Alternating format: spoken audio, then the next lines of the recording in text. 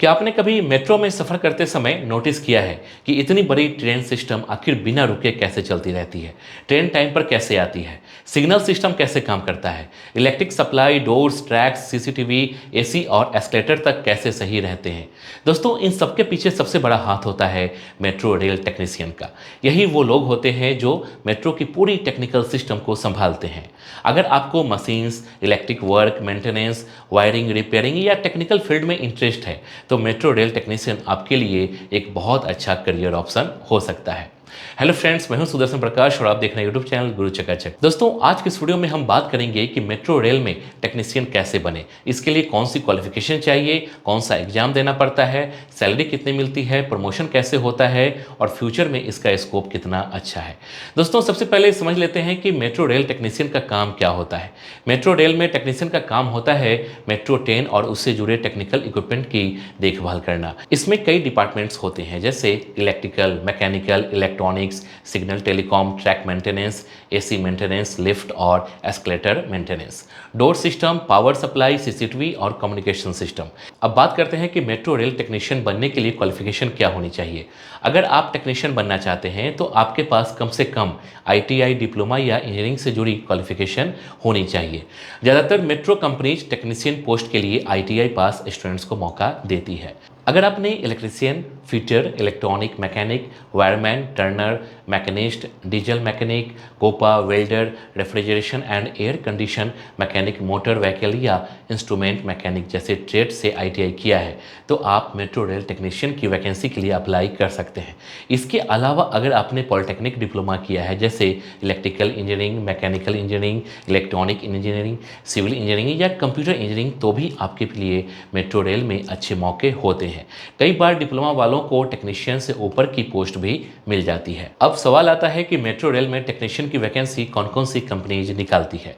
दोस्तों, इंडिया में कई मेट्रो रेल कॉरपोरेशंस है जहां समय समय पर technician, maintainer, electrician, fitter, junior engineer, signal staff, track staff और टेक्निकल स्टाफ की वैकेंसी निकलती रहती है। इनमें सबसे बड़ी कंपनीज है Delhi metro rail corporation, Lucknow metro rail corporation, Mumbai metro rail corporation, Kolkata metro rail, Bangalore metro rail corporation, Jaipur metro rail corporation, Noida metro rail corporation और चेन्नई मेट्रो रेल लिमिटेड। इसके अलावा नई मेट्रो प्रोजेक्ट्स आने की वजह से अलग अलग स्टेट्स में भी लगातार वैकेंसी निकल रही है।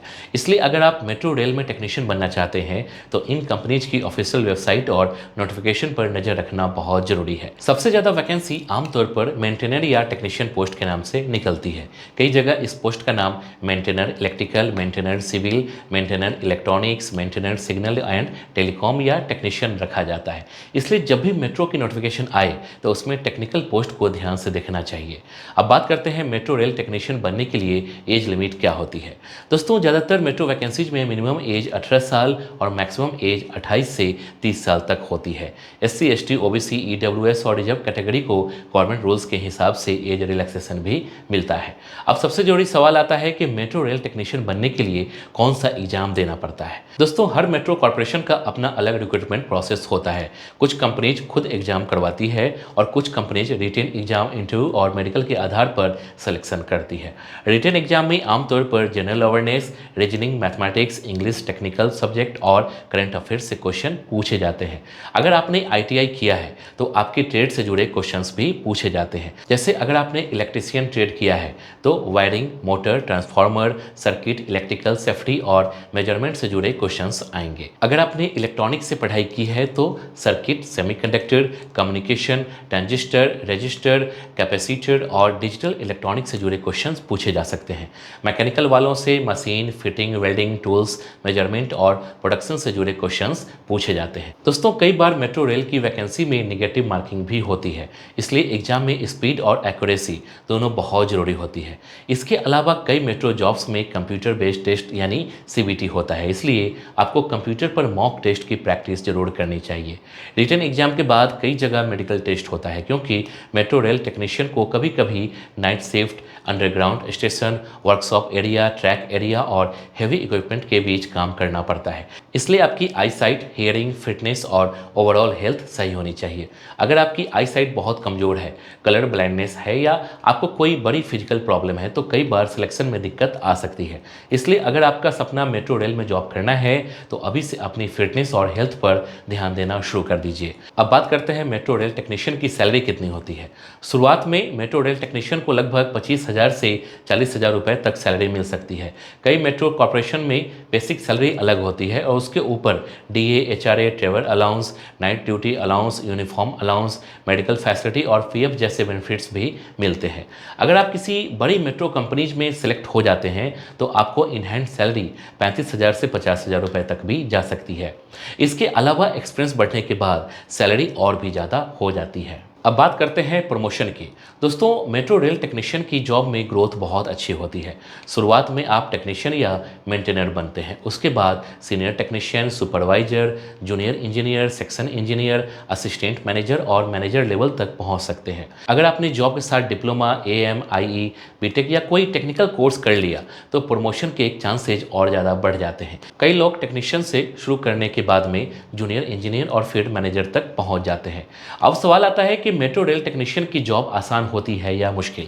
दोस्तों, सच बात बताऊं तो यह जॉब आसान नहीं होती। इसमें आपको जिम्मेदारी के साथ काम करना पड़ता है। कभी कभी नाइट शिफ्ट भी करनी पड़ती है। इमरजेंसी में छुट्टी के दिन भी बुलाया जा सकता है। फॉल्ट आने पर तुरंत प्रॉब्लम सॉल्व करनी पड़ती है।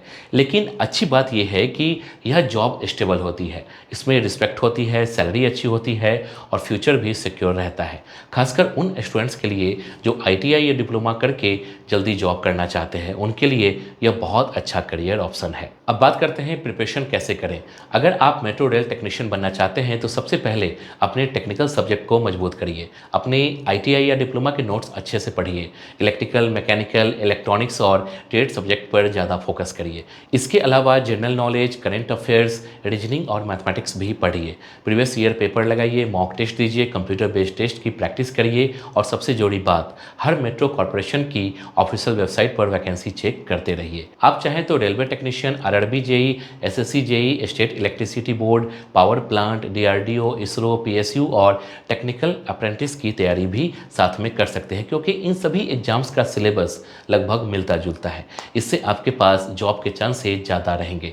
दोस्तों, आज के समय में मेट्रो रेल तेज़ी से बढ़ रही है। हर स्टेट में नए मेट्रो प्रोजेक्ट्स आ रहे हैं। आने वाले समय में मेट्रो रेल में हज़ारों नई वैकेंसी निकलेंगी। इसलिए अगर आपने अभी से तैयारी शुरू कर दी तो आने वाले कुछ सालों में आपके लिए बहुत अच्छे मौके बन सकते हैं। तो दोस्तों, अगर आपको मशीन के साथ काम करना अच्छा लगता है, टेक्निकल चीज़ें समझना अच्छा लगता है और आप एक स्टेबल गवर्नमेंट टाइप जॉब करना चाहते हैं तो मेट्रो रेल टेक्नीशियन आपके लिए एक शानदार करियर बन सकता है। मुझे उम्मीद है कि अब आपको समझ में आ गया होगा कि मेट्रो रेल में टेक्नीशियन कैसे बने, इसके लिए कौन सा क्वालिफिकेशन चाहिए, कौन सा एग्जाम देना पड़ता है, सैलरी कितनी मिलती है और फ्यूचर स्कोप कितना अच्छा है। अगर आप जानना चाहते हैं कि मेट्रो में जूनियर इंजीनियर कैसे बने या मेट्रो रेल में और कौन कौन सी जॉब्स होती है तो कमेंट करके जरूर बताइए।